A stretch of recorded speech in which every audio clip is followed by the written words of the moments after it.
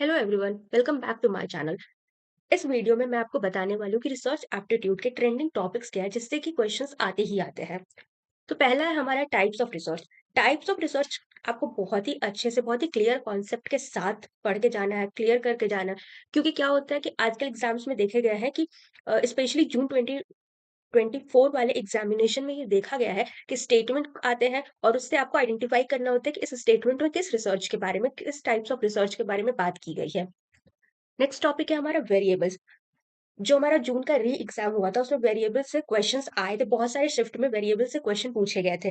तो different types of variables होते हैं जैसे इंडिपेंडेंट, डिपेंडेंट, कंट्रोल, कंफाउंडिंग। तो सारे वेरिएबल्स को आपको बहुत ही डिटेल में पढ़ना है और सारे वेरिएबल्स के कैरेक्टरिस्टिक्स आपको अच्छे से याद करके जाना है। नेक्स्ट है हमारा वैलिडिटी एंड रिलायबिलिटी। हम सबको पता है कि रिलायबिलिटी क्या होता है। तो रिलायबिलिटी होता है कि जो हमें same result over the time period जो मिलता है वो होता है हमारा रिलायबिलिटी। और ये भी पता है कि रिलायबिलिटी के बहुत सारे टाइप्स होते हैं जैसे कि test, retest reliability, inter rater reliability and etcetera. Next होता है वैलिडिटी। तो वैलिडिटी हो गया कि what we are doing, what we are suppose to do. मतलब कि वैलिडिटी यानी कि हम करेक्ट मेथड से किसी एक रिसर्च को परफॉर्म कर रहे हैं, वो होता है हमारा वैलिडिटी। सेम वैलिडिटी में भी बहुत सारे टाइप्स आते हैं, face validity, content validity, construct validity. तो वैलिडिटी एंड रिलायबिलिटी को आपको डिटेल में अच्छे से पढ़ के जाना है। सैम्पलिंग। नेक्स्ट टॉपिक है हमारा सैम्पलिंग। सैम्पलिंग हमारे दो तरह के होते हैं, probability sampling and non probability sampling. अब प्रोबेबिलिटी में कौन कौन से टाइप्स आते हैं, नॉन प्रोबेबिलिटी में कौन कौन से टाइप्स आते हैं, वो सब आपको अच्छे से याद करके जाना है, नाम याद रखना है और उसके फीचर्स याद रखना है। एंड साथ ही साथ सैम्पलिंग एरर भी आपको अच्छे से करके जाना है।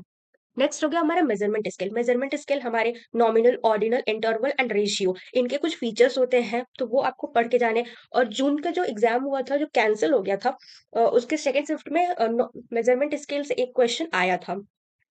नेक्स्ट हो गया हमारा हाइपोथेसिस टेस्टिंग। तो हाइपोथेसिस टेस्टिंग क्या होता है, इसके ऊपर जो न्यूमेरिकल क्वेश्चंस बनते हैं वो सब कुछ आपको अच्छे से पढ़ के जाना होता है। नेक्स्ट हो गया हमारा रिसर्च एथिक्स। रिसर्च एथिक्स में होता है कि अप्रोचेस क्या है रिसर्च एथिक्स के, रिसर्च एथिक्स करने के अप्रोच क्या होते हैं, उसके मेन अप्रोचेस क्या होते हैं, वो सब कुछ आपको पढ़ना होता है। Format and styles of referencing. इसमें बेसिकली आपको तीन तरह के रेफरेंसिंग स्टाइल तो जरूर ही पढ़ के जाने हैं, जो कि एपीए, एमएलए एंड सीएमएस। इन तीनों में सिमिलैरिटी क्या है, इन तीनों में डिफरेंस क्या है, ये आपको अच्छे से करके जाना होता है। नेक्स्ट हो गया आईसीटी इन रिसर्च। तो आईसीटी इन रिसर्च में हमें ये पढ़ना होता है कि डिफरेंट सॉफ्टवेयर्स कौन से होते हैं जो हमें रिसर्च करने में हेल्प करते हैं। जैसे कि डेटा कलेक्शन के टाइम पे हम कौन से सॉफ्टवेयर का यूज करते हैं, लिटरेचर रिव्यू के लिए हम कौन से सॉफ्टवेयर का यूज करते हैं, और सेम प्लेगरिज्म डिटेक्शन के लिए हम कौन कौन से सॉफ्टवेयर का यूज करते हैं, ये सब कुछ डिटेल में पढ़ना होता है। प्लेगरिज्म। तो प्लेगरिज्म में बेसिकली हमें पढ़ना होता है कि लेवल कितने होते हैं और कितने परसेंट तक हम प्लेगरिज्म यूज कर सकते हैं। जैसे कि फॉर एग्जांपल लेवल 0 जो कि हमारा अप टू 10% प्लेगरिज्म होता है जिसमें कोई पेनाल्टी नहीं होती है। उसके बाद हमारा आता है लेवल 1। लेवल 1 में अबव 10% एंड अप टू 40% का प्लेगरिज्म होता है, जिसमें कि आपको कोई भी मार्क्स नहीं दिया जाता है। आपको बोला जाता है कि आप अपने रिसर्च को या वर्क को रिवाइज करो और उसको सबमिट करना होता है आपको विद इन द 6 मंथ्स। तो सेम इसी तरह से आपको प्लेगरिज्म की सारी डिटेल्स को पढ़ना है कि कितने लेवल होते हैं, क्या क्या पेनाल्टी होती है स्टूडेंट के लिए as well as the faculty, staff and researcher के लिए भी।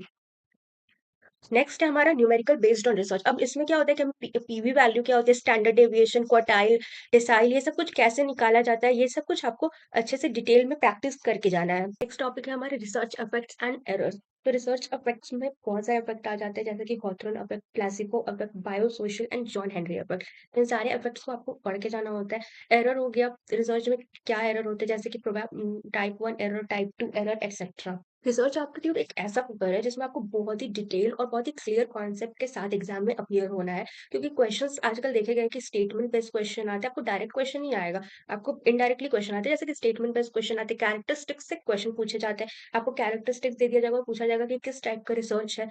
तो ऐसे क्वेश्चन आते हैं। और लास्ट ईयर से पहले देखा गया था कि असर्शन और रीजन के बहुत सारे क्वेश्चन आते थे, लेकिन जो जून का हमारा एग्जाम हुआ था और फिर जो री एग्जाम हुआ था उसमें भी असर्शन और रीजन के क्वेश्चन तो नहीं देखे गए हैं। So all the best everyone. अगर आपको मेरी वीडियो पसंद आई हो तो प्लीज इसे लाइक करें, शेयर करें और मेरे चैनल को सब्सक्राइब करें। Thank you.